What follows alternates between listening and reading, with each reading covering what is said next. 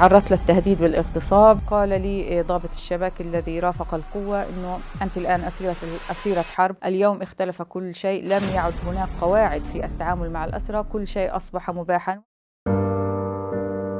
لما خاطر كاتبة وناشطة سياسية متزوجة وأم ل5 أبناء من رام الله، وأقيم في مدينة الخليل، أحمل درجة البكالوريوس في اللغة العربية وآدابها، أسيرة محررة من سجون الاحتلال وناشطة مجتمعية. اعتقلت في سجون الاحتلال مرتين، المرة الأولى عام 2018 حكم علي بالسجن لمدة 13 شهراً أمضيتها في سجن بين سجن الشارون وسجن الدامون.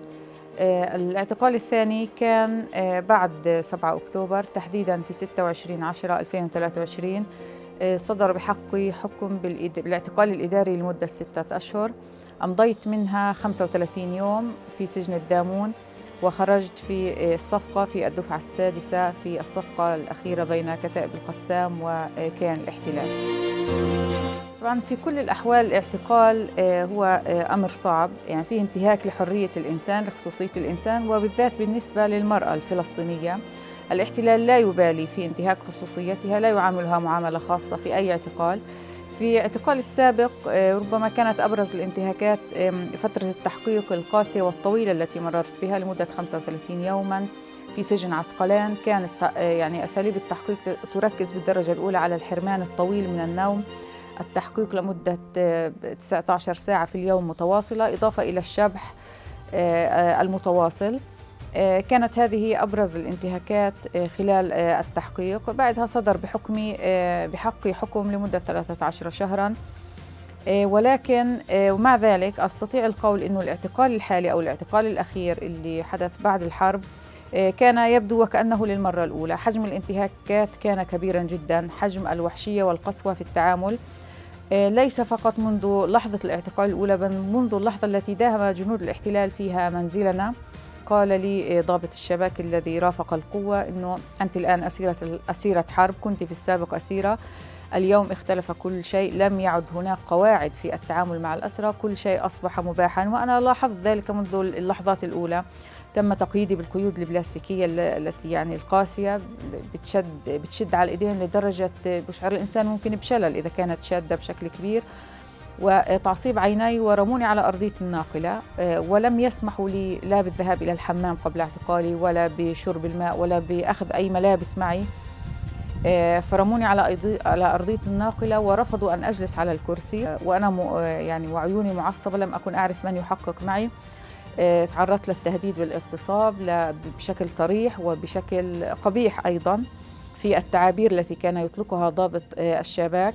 أيضاً هددني بأن يحرق أبنائي، بقتلهم جميعاً، بإبعادي أيضاً إلى غزة أنا وعائلتي. بعد حوالي يعني ساعة ونصف من هذه الجلسة التي كانت كلها شتائم وتهديدات متنوعة، تم نقلي إلى سجن عوفر. هناك أيضاً وضعت في زنزانة عارية لا يوجد بها أي شيء. بعد ذلك تم نقلي إلى سجن الشارون. كان سجن الشارون مكثت فيه لمدة 4 أيام في ظروف قاسية جداً.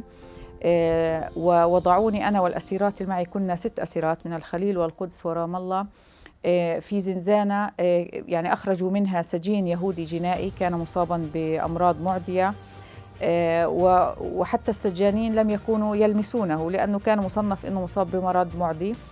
وضعونا مكانه في زنزانة مخصصة لشخص واحد. وضعونا نحن ال6 في هذه الزنزانة لمدة 4 أيام فقط. كان هناك كانت قذرة جدا مليئة بالأوساخ، لم يكن فيها ماء في اليوم الأول لاعتقالنا، لم نتمكن من تنظيفها في أول يوم، وبقينا أيضا بدون ماء وبدون طعام لمدة 24 ساعة. وبعد ذلك أحضروا لنا 3 بطانيات و3 فرشات رقيقة للأسيرات ال6. بعد ذلك نقلنا إلى سجن الدامون. طبعا أنا عشت في سجن الدامون في عام 2018 لمدة عام. في هذه الفترة كان واقع السجن مختلف بشكل كبير.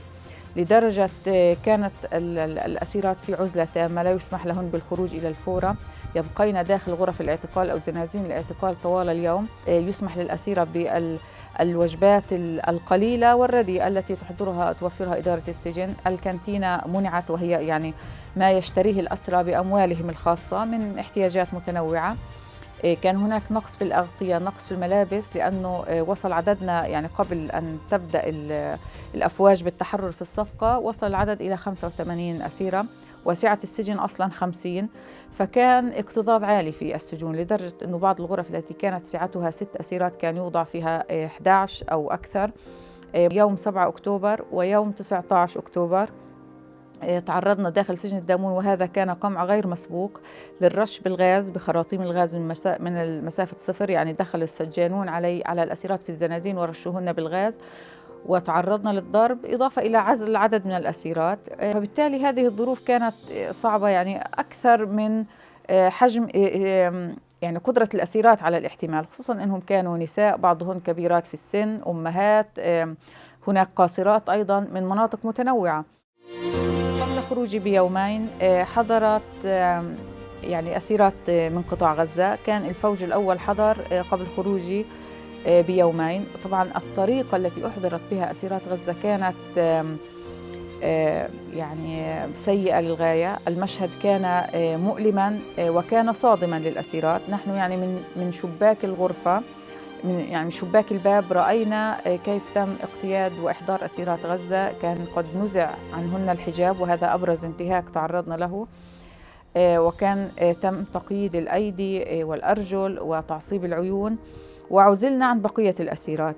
فيما بعد نحن يعني علمنا فيما بعد أنه وصل عددهن في سجن الدامون إلى 15 أسيرة، ولكن التقديرات أن هناك أكثر من 100 أسيرة من غزة موزعات على عدة سجون. ويعني يعانين ظروف صعبة، يعني يتعمد الاحتلال أن يمارس تضييقا أعلى على أسيرات غزة أكثر من التضييقات التي تمارس على بقية الأسرى والأسيرات.